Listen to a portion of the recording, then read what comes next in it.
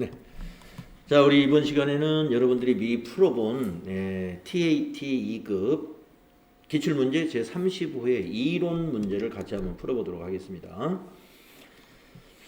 자, 풀어보셨기 때문에 또 추가적인 질문이 있으시면 질문도 같이 하시면서 확인해 보도록 하겠습니다. 자, 1번 문제는 가나에 들어갈 회계정보의 질적 특성을 올바르게 표시한 것은 이랬어요. 자, 이 FAT 1급에서도 그 회계정보의 질적 특성 문제가 제법 나오는 편인데 TAT 2급에서도 이렇게 나오는군요. 자, 시장성이 없는 유가증권에 대해 역사적 원가를 적용하면 자산가액 측정치에 무엇은 높으나 역사적 원가라는 것은 역사가 증명하죠. 그래서 신뢰성이죠. 신뢰성. 즉 검증 가능성이 여기에 해당이 되겠네요.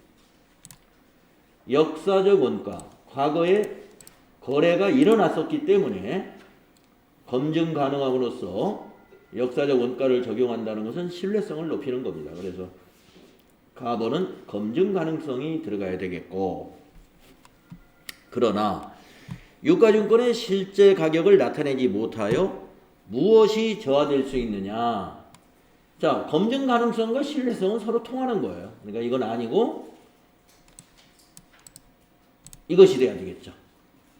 우리가 이 상충관계가 있죠. 이 신뢰성하고 그 다음에 목적 적합성은 상호 상충관계가 있어요. 그래서 신뢰성은 높아질 수 있으나, 즉 검증 가능성은 높아질 수 있으나 목적 적합성에는 좀 저하될 수가 있다.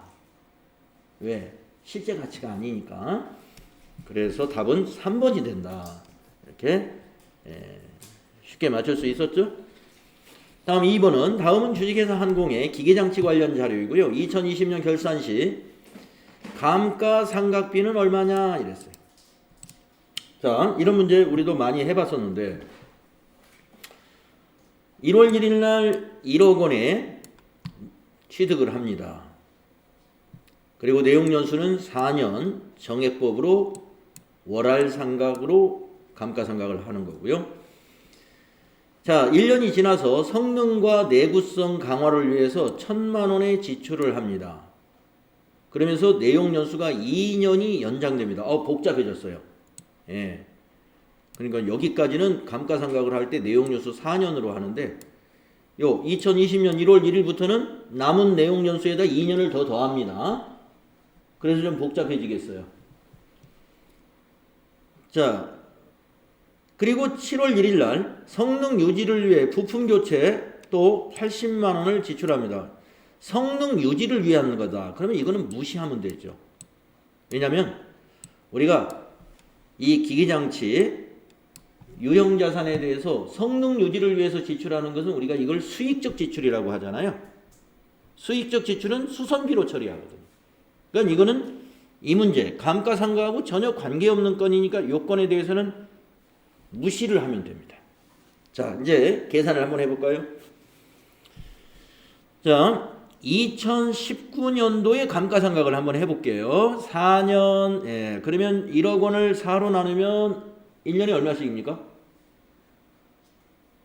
2,500만 원씩이죠. 네. 그러면 2019년도에 2,500을 하면은 2020년 1월 1일 현재 이 기계장치의 장부 금액은 7,500만 원이죠. 7,500만 원인데 1월 1일 날 2020년 1일 날 내용 연수를 2년 연장하기 위한 투자를 합니다. 1,000만 원. 그러면 이게 자본적 지출이니까 이것을 자산의 취득원가에 포함시키는 회계 처리를 해야 되죠. 그러면 이때 8,500이 돼요. 장부 금액이. 그러면서 내용 연수가 2년이 연장됩니다. 자, 그러면 여기서 1년 빠졌습니다. 1년. 그러면 여기 남은 내용 연수가 지금 3년 남았는데 그 3년에다가 여기 2년을 더합니다. 그러면 8,500을 5년간 앞으로 상각을 해야 돼요. 그리고 조건은 똑같습니다. 정액법. 뭐 월할 상각이다 했지만 여기 월할을 할 것이 없네요. 왜냐하면 취득도 1월 1일 날 했고 예, 여기에 자본적 지출한 것도 1월 1일 날 했기 때문에 월로 쪼갤 필요는 없습니다. 그러면 결산 때 감가상각비는 얼마냐? 8,500을 5로 나누면 답이 되죠.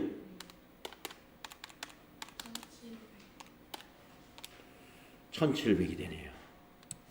그렇게 구하십니다. 1,716만 원이에요. 네, 1,700. 예, 1번. 네, 5년으로 나눠서. 네. 그래서 이건 좀 차분히 하면 맞출 수 있는 문제죠. 네. 자, 그래서 2번 조금 여러분이 이게 서두르면 이게 머리가 갑자기 복잡해져 가지고 그러면 일단 제껴야 돼요. 시험 보실 때는 복잡해진 문제에 거기에 몰입을 해가지고요. 시간을 여기서 막 5분씩 막 까먹고 이러면은, 예, 너무 시간 낭비하는 겁니다. 그래서 이거 좀 생각해야 되겠는데, 돌리고, 간단한 것부터 푸시는. 다음 3번 문제. 회계 변경과 오류 수정에 관한 설명으로 옳지 않은 것은, 네. 1번, 회계 정책의 변경은 전진적으로 처리하고, 이거 틀렸네요. 예.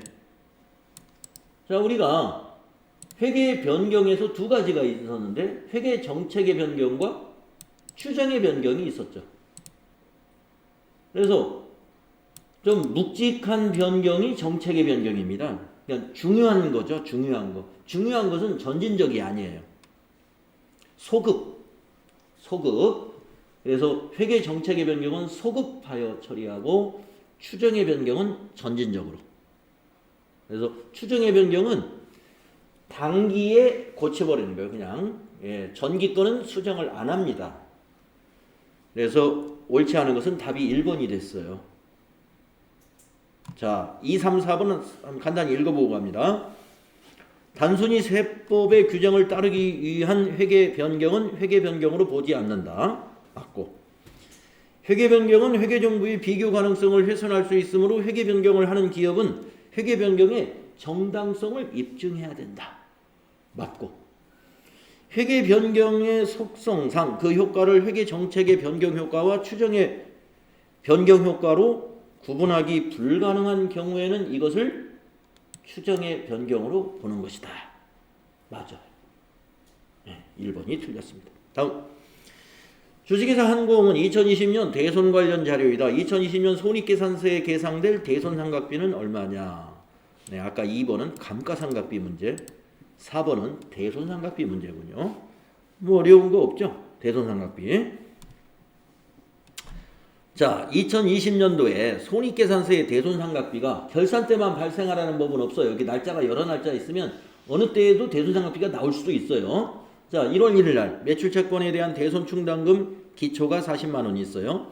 그런데 4월 22일 날 매출채권 30만 원이 회수불능으로 판명되어 대손 처리했으면 이제 여기서는 30만 원이 감소하게 되니까 이 시점에서 이제 우리가 여기 이제 10만 원밖에 안 남았구나.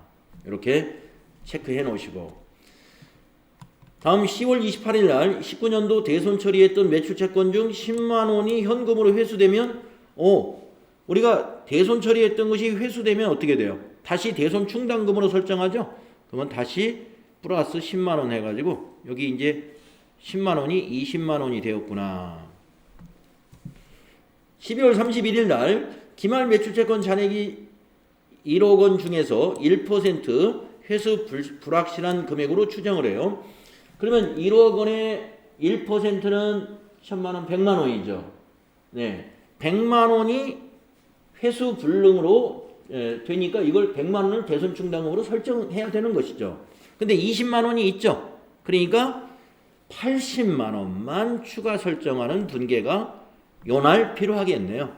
그래서 대손상각비는 80만 원이다. 그렇게 계산하셨죠. 중간에 발생이 없어서 이건 간단합니다. 그래서 1번이 되겠고 그 다음에 5번은 다음 중 무형자산에 관한 설명으로 옳지 않은 것은 무형자산에 관한 설명으로 옳지 않은 것. 무형자산으로 인식되기 위해서는 식별 가능성, 자원에 대한 통제, 미래 경제적 효익이라는 조건을 모두 충족해야 한다. 예, 맞습니다. 식별 가능, 통제 가능, 미래 경제적 효익 모두 충족해야 무형자산으로 인식될 수 있죠. 2번 무형자산의 상각 방법을 합리적으로 정할 수 없는 경우에는 정률법 틀렸군요. 예, 정액법을 사용하죠. 그래서 옳지 않은 것은 2번이 답이 되겠습니다. 다음 6번 다음은 주식회사 한공이 정부 보조금을 수령하여 취득한 기계장치에 관련 자료이다. 2020년 손익계산서에 계상될 감가상각비는 감가상각비 문제 두 번째 나왔네요. 자, 1월 1일 날 기계장치를 취득했고요. 취득원가 300인데 정부 보조금이 50만 원입니다. 자, 내용 연수는 5년입니다. 잔존가치는 10%이고 정액으로 상각을 합니다. 자, 그러면 취득가액에서 10%로 잔존가치 빼면은 270만 원이에요. 자, 270만 원을 5년으로 270만 원 나누기 5 했더니 1년에 54만 원씩입니다. 54만 원씩. 그래서 이 문제는 지금 2020년도에 감가상각비를 물어봤어요. 그러면 2020년도에 54만 원이 발생하느냐? 예, 발생했다가 정부 보조금을 상각할 때 이만큼 정부 보조금 상각한 것만큼 54만 원에서 감가상각비가 줄어야 됩니다. 왜? 자, 270만 원이 이게 다 우리 회사의 자산으로 취득한 게 아니잖아요. 그런데 이거 비용을 다 처리하면 안 되지. 정부에서 도와준 금액 50만 원, 50만 원도 몇 년에 걸쳐서 5년에 걸쳐서 상각을 합니다. 그러면 나누기 5 하면 1년에 10만 원입니다. 1년에 10만 원씩 상각을 하기 때문에 여기서 54만 원 중에서 10만 원은 정부 보조금에 대한 상각으로 보기 때문에 44만 원이 회사의 손익계산서에 가는 감가상각비예요. 10만 원은 정부 보조금에서 상각하는 거예요. 그래서 답이 1번이 되는 거예요. 자, 분계로 한번 이걸 써보겠습니다. 분계로. 보조금은 잔존가치에 관계가 있나요? 응? 보조금이요? 네. 자, 분계로 한번 써드릴게요. 취득시 분계. 먼저 이게 취득시 어떤 회계 처리가 되었는가를 우선 제시를 해야 우리가 감가상각하고 차변에 기계장치 300만 원, 대변에 현금으로 샀다고 보겠습니다. 현금 300만 원. 그런데 여기에는 정부 보조금, 정부에서 보조금 받은 현금의 차감 계정이 50만 원 있었어요. 그래서 현금을 써버렸으니까 현금의 차감 계정 50만 원은 없어지고 대신에 정부 보조금 기계장치의 차감 계정이 있어야 됩니다. 하나가 만들어져야 돼요. 취득 시점에 50만 원. 기계장치의 반대 방향에 정부 보조금 이렇게 표시해가지고 차감을 시킵니다. 그러니까 우리 회사 자금으로 산 기계장치는 여기서 250이라는 얘기죠. 현재. 그러나 정부에서 보조받은 것도 우리 회사 자산이 됐기 때문에 300으로 표시합니다. 그런데 결산 시 감가상각 분계는 어떻게 될까? 결산 시 감가상각 분계는 이렇게 해야 됩니다. 자, 이 조건대로 하는 거예요. 내용연수 5년이고 정액법이에요. 잔존가치 10%. 자, 그러면 우리 우선 감가상각비는 정액법으로 계산을 하면 300만 원이 취득원가니까 빼기 우리의 10% 그 10%가 30만 원이죠. 30만 원 빼가죠. 나누기 5년 하는 거예요. 그럼 이게 아까 계산해 보니까 27만 원을 270만 원을 5로 나누니까 54만 원이 나왔어요. 이 54만 원의 분계를 우리가 어떻게 하느냐? 차변에 감가 상각비 54만 원 대변에 감가 상각 누계액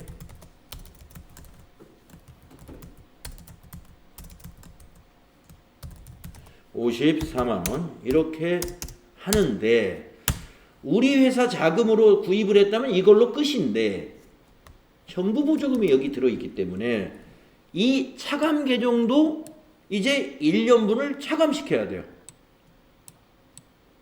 자, 이 기계장치를 내용요소를 5년간 정액으로 한다? 그러면 정부 보조금도 똑같이 5년간 정부 보조금을 합니다.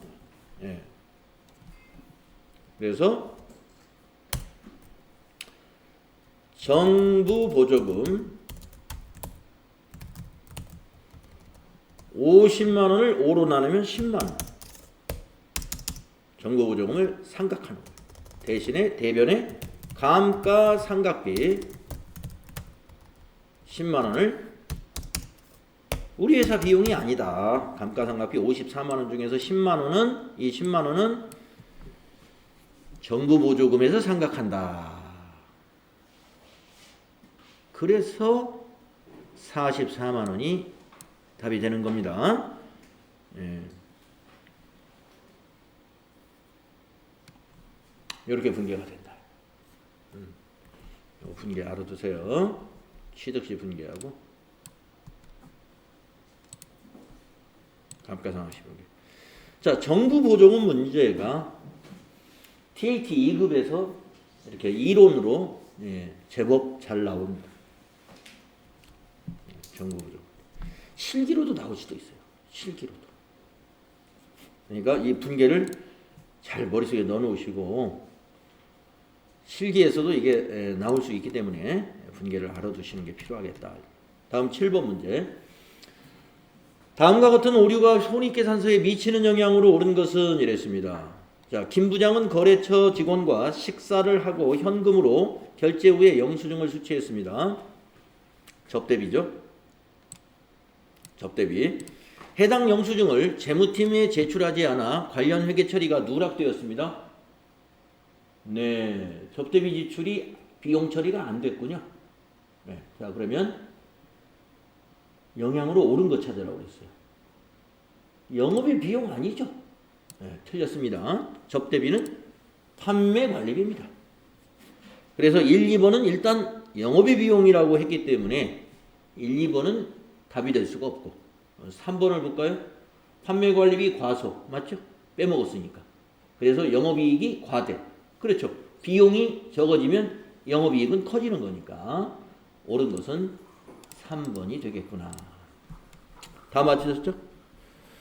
다음은 8번. 다음 중 내부 회계관리제도에 대한 설명으로 옳지 않은 것은 이 내부 회계관리제도도 그 내부 통제제도하고 묶어가지고 시험에 한 문제가 FAT 1급에서도 한 문제가 나오는데 이 TAT 2급에도 꼭 나와주는 것 같아요. 자, 1번. 기업은 내부 고발자를 보호하는 프로그램을 갖춰야 된다. 그랬죠? 내부 회계관리제도의 운영을 위해서 말이죠. 이 경영자의 그 권한 남용을 감독할 수 있는, 감시할 수 있는 그런 보안 장치가 반드시 있어야 된다. 그런 것도 있었고, 그러려면은 내부 고발자를 보호하는 프로그램이나 이런 제도가 꼭 마련되어 있어야죠. 1번은 맞았습니다. 2번. 외부에 공시하는 재무제표의 신뢰성 확보를 주된 목적으로 합니다. 그렇죠. 이 회계관리 제도라는 건 바로 재무제표의 신뢰성 확보하고 밀접한 관계가 있죠. 다음 3번. 회계감사를 수행하는 외부감사인이 따라야 할 감사 절차를 규정하고 있다. 외부 회계감사인이 따라야 할 감사 절차? 이건 권한 밖의 얘기죠. 내부 회계관리 제도가 이 외부 회계 감사는요 완전히 독립적이어야 돼요. 무슨 회사의 어떤 그 피감사 기관이나 그 기업의 어떤 절차나 무슨 지시에 따라서 이 외부 회계 감사를 하는 게 아닙니다. 그래서 3번이 틀린 거예요. 말이 안 되죠.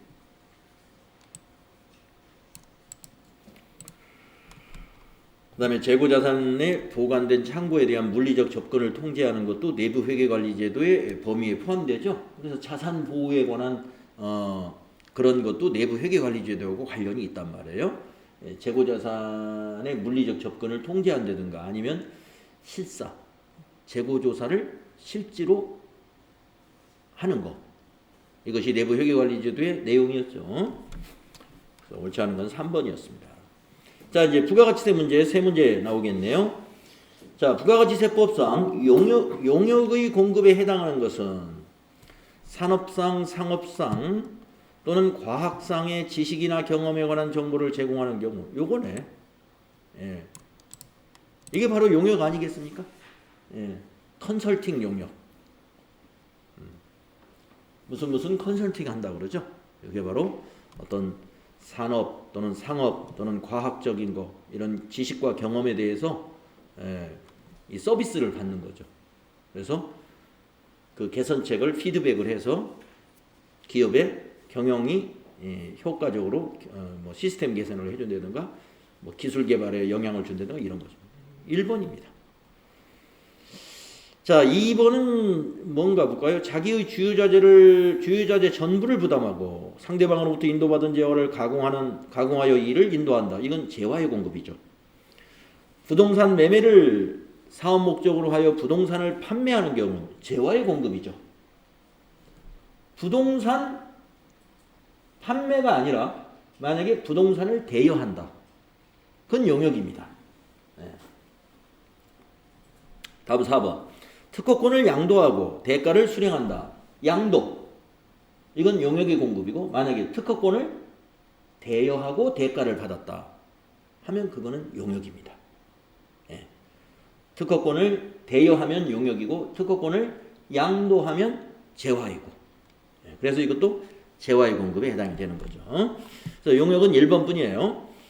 다음 10번. 다음 자료를 토대로 주식회사 항공의 2020년 제1기 확정신고 시 부가가치세 과세 표준을 계산하면 얼마인가? 네, 부가가치세 과세 표준을 계산하면 얼마인가?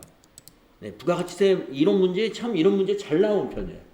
가장 잘 나오는 게 과세 표준이 얼마냐 또는 공제받을 수 있는 매입세액이 얼마냐 이렇게 보기를 한 4개 정도 주어놓고 고르는 거죠. 단 아래의 금액에는 부가가치세가 포함되지 아니하였다. 네, 알았고.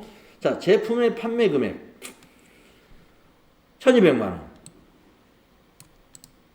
그런데 매출 애누리 50만 원이 차감되지 않았으면 이건 빼줘야 되는 거죠. 빼줘 볼까요? 그러면 50만 원을 빼면 1150만 원이 과세 표준이 되겠습니다. 1150만 원. 그다음에 사무용품 매각 금액 사무용 비품, 비품 매각 300만 원 이거. 휴대폰 제조업에서 비품을 매각했습니다. 그러면 이거 과세 표준이죠? 300만 원. 자산 수중이 기증받은 사무용 비품의 시가가 500만 원이에요. 자, 이거는 자산을 받았다는 거 아닙니까? 기증을 받은 거니까 차변에 비품, 대변의 자산 수중 이익이기 때문에 이건 과세 표준이 아니라 과세 표준은 매출이잖아요. 이건 아닙니다. 무시. 대표이사가 개인적인 용도로 사용한 제품의 원가, 매입세 공제를 받았는데 이걸 판매를 안 하고 대표이사가 개인적 사용, 이거 뭐예요? 우리가 간주공급에서 배운 거죠. 자, 원가를 적용할까요? 시가를 적용할까요? 시가를 적용해야 됩니다. 이건 공급이에요. 부가세 내야 돼요. 그래서 과세표준 600만 원으로 신고해야 됩니다. 시가총액. 이렇게 해서 다 더하면 되죠. 2,050만 원이 답이 되겠네요. 2번. 네, 10번은 2번이 답이었다. 네, 다 맞추셨어요? 네, 11번 볼까요? 부가가치세 신고납부 및 환급에 대한 설명으로 옳은 것은, 자, 1번은 폐업하는 경우 폐업일이 속한 과세기간이 끝난 후 25일 이내에, 이거 틀렸군요. 옳은 거 찾으라고 그래서 이건 답이 아닙니다. 폐업일이 속하는 다음 달 25일 날 신고 납부해야 됩니다. 과세기간 끝난 후가 아니죠. 다음 달이죠. 다음 달. 그 다음에 2번 총괄 납부 사업자의 경우 주된 사업장에서 종된 사업장의 부가가치세를 합산하여 신고가 아니죠. 납부만 하는 거죠. 총괄 납부니까. 그래서 2번도 틀렸고. 3번 일반 환급의 경우 각 과세기간별로 확정 신고 기한 후 25일 내에 환급. 며칠이었죠? 일반 환급. 확정 신고하고 나서 며칠 있다가 환급을 받을 수 있죠? 30일. 네. 여러분 30일하고 15일을 기억을 해주세요. 자, 30일은 뭐예요? 일반 환급. 15일은 조기 환급. 예, 부가세 일반 환급도 있고요. 조기 환급 제도도 있습니다. 영세율 사업자. 그 다음에 시설 투자를 그 과세 기간에 집중적으로 해가지고 조기 환급 신청을 받을 수도 있어요. 예, 그래서 조기 환급은 확정 신고일로부터 15일 내에, 그리고 일반 환급은 30일 이렇게 된다. 그러면 답은 여러분 4번은 그냥 답이다라고 찍고 다음 문제 풀면 되는 거죠. 4번은 맞았겠죠. 애정신고를 한 사업자는 이미 애정신고한 과세표준을 확정신고 시 포함하지 아니한다. 당연한 말씀. 그죠? 자, 이제 12번부터 네 문제는 소득세 이론 문제죠. 여러분 FAT 1급에서 그래도 부가세 이론은 제법 많이 풀었기 때문에 그렇게 어려웠거나 새로운 문제가 별로 안 나옵니다. TAT 2급에도. 그러나 소득세 문제는 만만치 않을 거예요. 자, 소득세법상 금융소득에 대한 설명으로 옳지 않은 것은, 자, 옳지 않은 겁니다.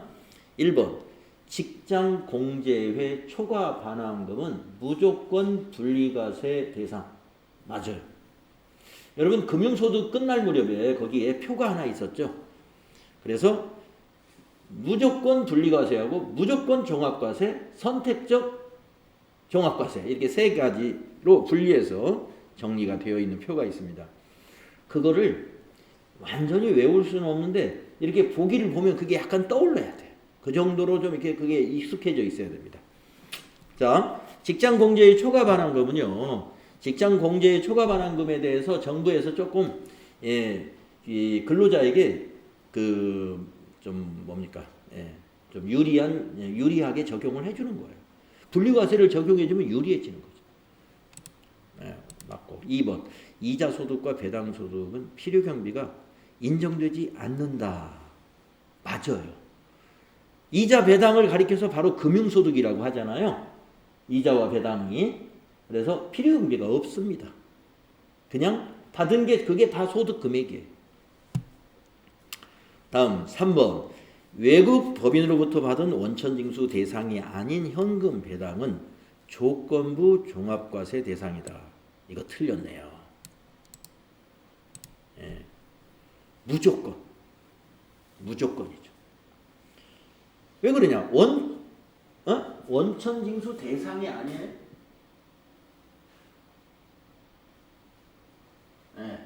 자, 외국 법인으로부터 현금 배당, 즉 배당 소득이 있잖아요. 그러면 국내에서 원천 징수 안 했지 않습니까? 그래서 우리가 금융소득 중에서 국내에서 원천 징수가 안 된 소득은 무조건 종합과세예요. 무조건 종합과세. 금액이 작든 크든. 그래서 외국 법인으로부터 현금 배당을 100만 원만 받았다 하더라도 그거는 원천징수가 안 된 건이란 말이에요. 우리가 내국인의 경우는 국내외 소득에 대해서 과세하죠. 외국의 소득이 있더라도 국내에서 과세한다 이 말이죠. 그렇기 때문에 이거는 무조건 종합과세에 해당이 됩니다. 그래서 3번이 옳지 않고 4번은 뭐냐? 은행의 정기적금 이자 수령액이 연간 2천만 원을 초과하는 경우에는 종합과세예요. 예. 연간 2천만 원을 초과하지 않고 2천만 원까지는 분리과세를 선택할 수 있죠. 예. 그래서 2천만 원 초과한 경우만 종합과세를 해줍니다. 여러분 요즘 같은 경우에 연간에 이 예금 이자가 말이죠. 연간 2천만 원이 붙는다면은 엄청난 부자입니다. 지금 금리가 뭐 1%, 뭐 0%대인데, 그렇죠? 뭐 1%, 2%라고 해도요. 여러분 이자 2천만 원을 역으로 계산해 보면 여기 거의 한 10억 이상 될 걸요. 예, 그렇죠? 예. 금융자산이. 제가 보기엔 금융자산에 대해서 너무 관대한 것 같아요. 뭐 다른 뭐 이유가 있겠죠. 그래서 아무튼 금융소득의 경우에 2천만 원까지는 분리과세를 선택할 수 있는 것이다. 초과하면 종합과세. 자, 그래서 옳지 않은 것은 아까 3번이었습니다. 다음 13번. 다음 자료를 토대로 김한공 씨의 2020년도 귀속 종합소득 금액을 계산하면 얼마냐 하는 문제죠. 종합소득을 계산하면 얼마냐. 단 모든 소득은 국내에서 발생하는 것으로 세법에서 규정된 원천징수는 적법하게 이루어졌으며 필요경비는 확인이 안 된다. 네, 확인이 안 되면 법대로 해야죠. 네. 자, 은행 예금이자는 필요경비 없는 거니까 300만 원. 네, 이것이 2천만 원이 안 된다 하는 거 일단 보고. 다음 종업원으로부터 근무하던 직장을 퇴직함으로써 지급받은 소득. 그러면 이게 뭐 퇴직소득이죠. 퇴직금은 일단 분류과세이기 때문에 종합소득이 아니다 이거야. 퇴양이 뭐예요? 퇴직소득하고 양도소득은 분류과세, 종합과세에 해당이 안 되죠. 그래서 이거는 무시합니다. 종합소득하고 관련이 없는 거죠. 근데 이거는 산업재산권을 양도하고 받은 금품이다. 기타 소득의 이러한 열거를 한번 찾아보겠습니다. 여러분 같이. 그리고 필요경비를 몇 % 적용하는지 한번 보도록 하겠습니다. 네, 한번 보도록 할까요?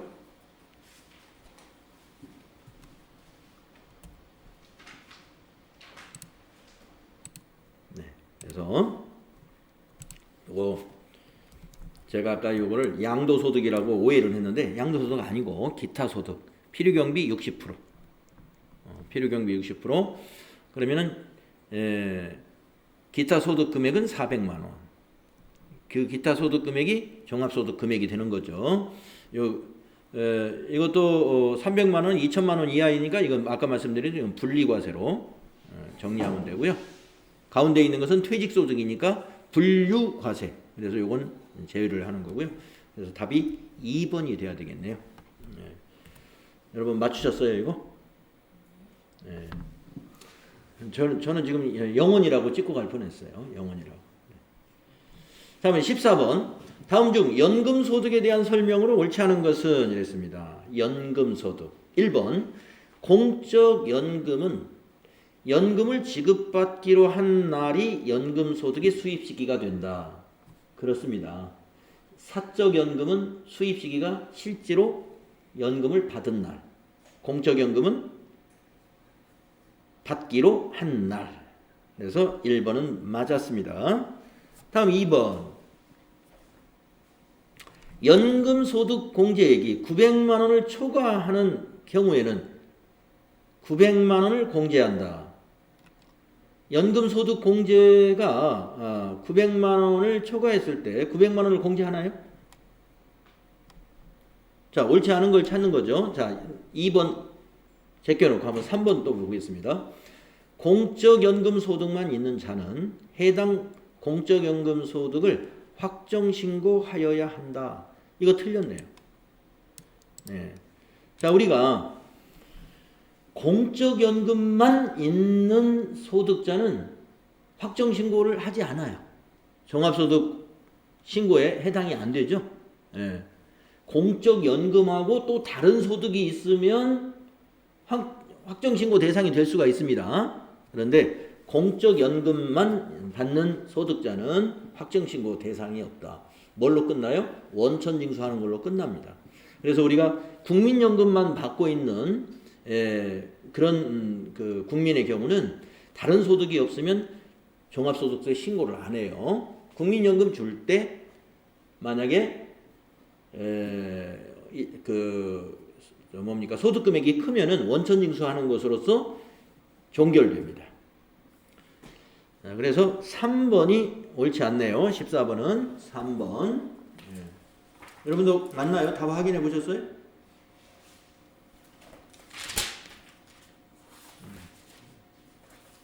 3번 맞다.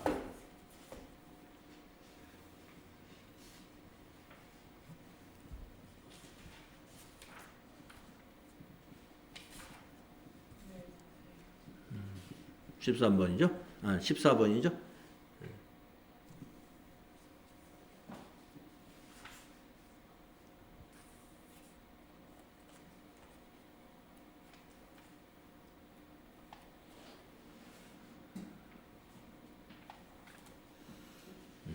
다음에 15번 문제 보겠습니다. 그 다음에 4번은 뭔가요? 산업재해보상법에 따라 받는 연금은 비과세 연금소득에 해당이 된다. 그래서 비과세 연금소득이 산업재해, 그 다음에 상위군인, 그다음에 우리가 그 연금을 만약에 연금 수혜자가 사망하면 유족연금이라는 게 있죠. 유족연금, 산업재해보상, 장애연금 이런 것들은 비과세 연금소득이죠. 4번 맞았습니다. 자, 마지막 15번 문제 보겠습니다. 다음 중 근로소득자의 연말정산에 대한 설명으로 옳지 않은 것은 이랬습니다. 자, 옳지 않은 것을 물어보죠. 연말정산에 대해서는 뭐 여러분이 실습에도 같이 나오기 때문에 비교적 이런 연말정산에 관한 건 여러분이 자세히 알고 있을 거예요. 자, 해당 과세기간 중에 이혼한 배우자는 기본공제를 적용받을 수 없어. 맞아요. 네. 사망한 자는 과세기간 중에 배우자가 사망을 했다면 기본공제 대상자가 적용됩니다. 하지만 이혼한 경우는 안 되는 이유를 여러분 아시죠? 그 이혼한 분이 다시 결혼을 하게 되면 그 과세기간에서 다른 가족이 되잖아요. 다른 사람의 배우자가 될 수 있는 거죠. 그렇기 때문에 이혼한 경우는 기본공제 적용을 안 해줍니다. 그래서 맞았고, 해서는 인적공제 적용 시 장애인은 나이의 제한을 받지 않아. 맞죠? 장애인은 나이 제한이 없었어요. 소득만 따지죠. 다음, 인적공제 합계액이 종합소득 금액을 초과하는 경우, 그 초과하는 금액은 없는 것으로 해요. 당연히 그러겠죠. 초과하는 금액을 돈을 더 내줄 수는 없죠. 그래서 없는 것으로 보는 겁니다. 그러면은 옳지 않은 게 해림인가요? 부녀자 공제와 한부모 공제는 동시에 적용받을 수 있는 것이 아니라 하나를 선택해야 되는데 이때 선택은 당연히 뭘 선택할까요? 한부모를 선택하겠죠. 부녀자는 50만 원이고 한부모가 100만 원이기 때문에 두 개 다 해당이 된다면 한부모 선택이 맞는 거죠. 그래서 답이 4번이었습니다. 네. 혹시 여러분 지금 풀어봤는데 다른 질문 혹시 있으신가요? 네. 없으시면